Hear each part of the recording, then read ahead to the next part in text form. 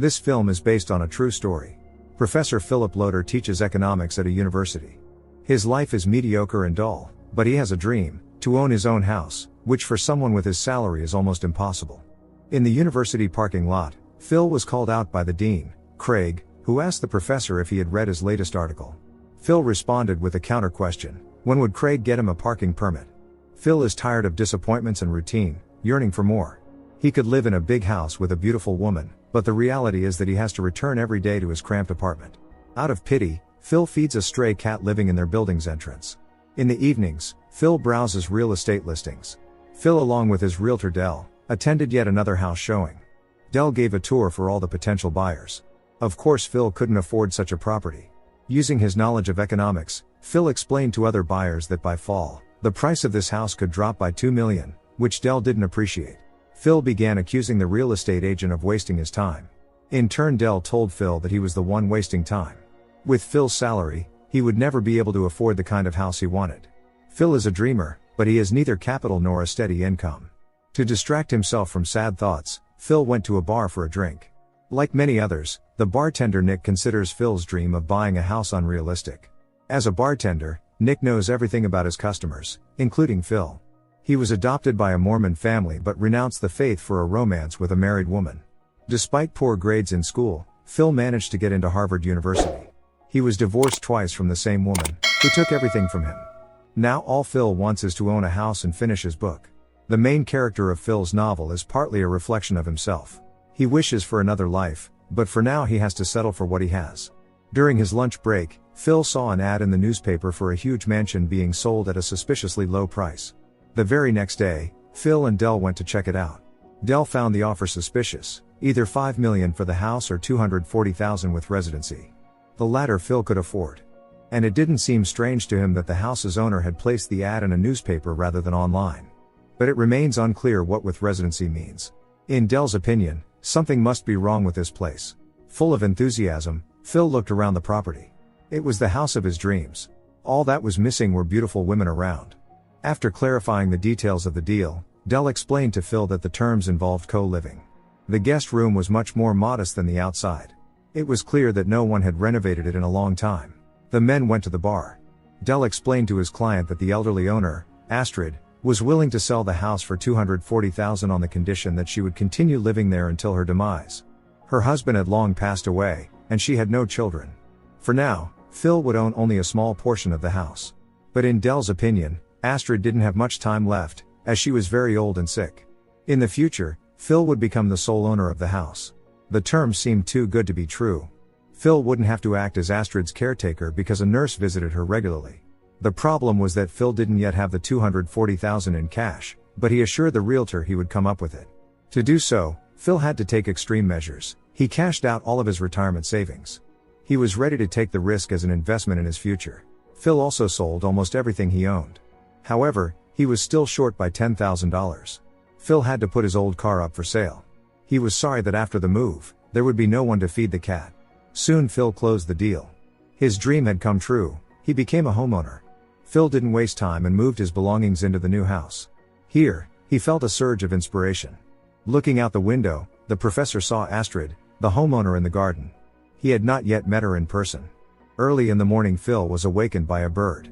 Unable to take it, he threw his sneaker at the window and broke the glass. In the morning, while taking a shower, Phil slipped and fell, and it happened twice. Finally, he approached Astrid, who was extremely indignant that her tenant had thrown a shoe at the window. Phil apologized and promised to pay for the damage. It seemed that Astrid was primarily concerned with the preservation of her property. Phil immediately realized that they wouldn't get along. Now that he no longer had a car, Phil had to commute to work on a scooter. Craig noticed that Phil looked exhausted. He didn't want to talk about it. Phil had no time for Craig's article, as his days had been crazy. When Craig learned that Phil had bought a house, he sincerely congratulated the colleague and handed him a parking permit. However, Phil no longer needed it, as he had sold his car. Later at the bar, Phil tried to find information about Astrid online, but to no avail. Claire, one of his students, approached him and started flirting. The girl wanted to buy her favorite professor a drink. Despite the awkwardness, Phil agreed to join the group of students, sharing his fulfilled dream of buying a house. The group had a fun time with the professor. When everyone left, Claire began hinting that she wanted the evening to continue. He explained that nothing could happen between them because it would be unethical. At that moment, it was revealed that Claire wasn't a student but a graduate student, and she was 30 years old. Claire was genuinely attracted to the professor, and they drove to his house. In the morning, someone knocked persistently on Phil's door. When no one answered, Astrid entered with a plumber, as Phil had previously complained about a bathroom malfunctioning. The situation turned awkward. Astrid introduced the plumber, Boris, as her son. In fact, he had another profession. He just happened to be good at fixing things. Phil was confused since the sale had mentioned that Astrid had no children. However, the surprises didn't end there. In addition to a son, Astrid also had a daughter. Phil immediately messaged Dell. While Astrid was out, Phil snuck through a window into the part of the house where he wasn't allowed yet. The space had luxurious decor and looked expensive. Phil dreamed that one day all of it would be his. Judging by the family photos on the wall, Astrid had a huge family. Had she deceived Phil? He was on the verge of a nervous breakdown. Hearing Astrid and Claire return, Phil accidentally dropped one of the photos. He hurried to climb back out the window, leaving a mess behind. Thinking a burglar had broken in, Astrid and her daughter Maggie called the police. It seemed nothing was missing except for a family reunion photo. The officers concluded that the burglar had entered through the window. When they learned there was a tenant in the house, they questioned him. Phil assured that he hadn't seen or heard anything suspicious. Late that evening, Maggie knocked on Phil's door and gave him an invitation from Astrid to join them for dinner. Phil decided to accept the offer. Maggie didn't hide her curiosity about Phil. Astrid, in a cheerful mood and moving freely without a wheelchair, asked Phil to open an expensive bottle of wine and talk about his personal life. Phil shared that his wife Molly had passed away 12 years ago. Since then, he had been alone. Astrid in turn shared that she had been married 4 times. Now she had children all over the world. Maggie, by the way, is a lawyer specializing in wills. She would be the one to handle the transfer of the property to Phil. When Maggie learned that Astrid intended to leave the house to Phil, she became nervous. Apparently she hadn't known about this. Maggie convinced Astrid that it was time for her to go to bed. Before leaving, Astrid told Phil that she took a lot of vitamins and wasn't planning on dying anytime soon. Of course, this was not at all what Phil wanted to hear. Then on the stairs, Maggie approached Phil and told him that, given Astrid's early signs of dementia, no court would recognize any of their agreements. Maggie intended to evict Phil by the end of the week, but he knew the law too and would fight to the end. Phil was very angry with Dell, blaming him for not looking deeper into the situation before approving the deal. Soon Phil would face a legal battle to challenge his ownership of the house. He was desperate, having staked everything on this. Dell mentioned that he had a lawyer friend who specialized in these kinds of cases and promised to handle everything properly. After learning about the situation, the lawyer Jerry said that only an idiot would make such a deal without first investigating all the details. Unable to hold back, Phil burst into tears. Jerry reassured him, assuring that he would do his best. The main challenge was that Maggie, Astrid's daughter, was a well-respected lawyer. Incidentally, she was unmarried. Phil continued lecturing on economics at the university. Now he openly said whatever was on his mind, projecting his bitter experience onto his teaching. When the professor started using profanities, the students laughed and began recording him on video. It seemed like Phil was on the verge of a breakdown. Claire didn't know what to feel in that moment. Despite everything, he continued working on his book. Now Phil risked losing everything. Seeing Maggie in the garden, he decided to approach her. She didn't want to speak to someone who was trying to evict an elderly woman from her home. Phil explained that he and Astrid had made an honest agreement.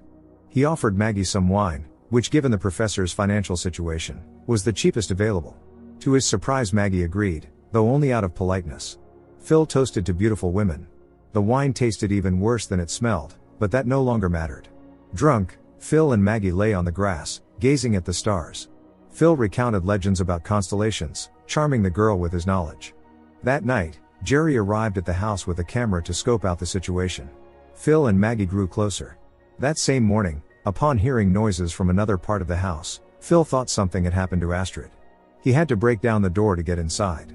Indeed, Astrid was lying on the floor unconscious. Phil called an ambulance and the police. The officers speculated that water from Phil's bathroom had leaked into the hallway, causing Astrid to slip. Phil couldn't believe that the police were seriously considering this as intentional. Maggie begged Phil to accompany Astrid to the hospital with her. Of course he couldn't refuse. In the intensive care unit, Astrid's condition was stabilized, but due to prolonged hypoxia, the prognosis was grim.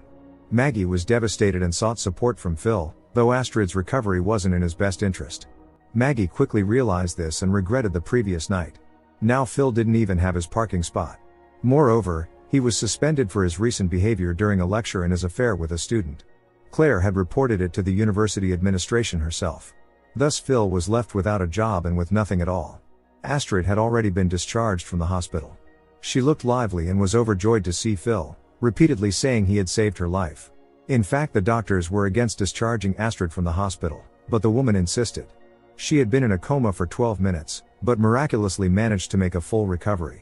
It couldn't be said that Phil was happy about this. Jerry had encountered many eccentric clients in his career, but Phil surpassed them all. In addition to his legal practice, Jerry also worked as a private investigator, which allowed him to discreetly take provocative photos of Phil and Maggie.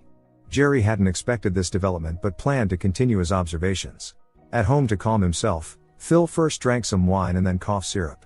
In a delirious state, he talked to his imaginary wife, Beatrice. Feeling the need to relieve himself, Phil went outside and did so right next to Astrid's wheelchair. The next day, the brakes on Astrid's wheelchair failed, and she rolled into the lake. Phil rushed to the woman's aid and once again saved her life. Astrid was immensely grateful to Phil. He tried to explain that he didn't mean for this to happen. In fact, it was Phil who had damaged Astrid's wheelchair when he was drunk the previous night. However, she didn't listen to him, calling him her guardian angel and confessing her love. Giving up, Phil simply said, "Thank you." He was exhausted and didn't even want the house anymore. Astrid's children would probably fight over the inheritance, but that would happen much later, as she wasn't planning to die anytime soon. Thus began the strange friendship between Phil and Astrid. However, she wanted more and kissed Phil. He didn't mind at all and escorted Astrid to her bedroom. She peacefully fell asleep, hugging a teddy bear. The next day, while Jerry continued his surveillance, Phil met Maggie at a restaurant, where she offered him partial compensation of $50,000. It wasn't much, but Phil had to agree. What was more important to him was knowing who would take care of Astrid. Maggie replied that Astrid would probably go to a nursing home. Claire, who was working as a waitress, was very angry with Phil, who hadn't called her back after that night. Phil tried to explain himself, but Claire didn't want to hear his excuses, because her feelings for him were sincere. The girl could not forgive the ignoring. Jerry decided to follow Claire, who met someone at a motel. Phil realized that despite Astrid's kindness, he would soon have to move out. Early in the morning, he heard Astrid scream again.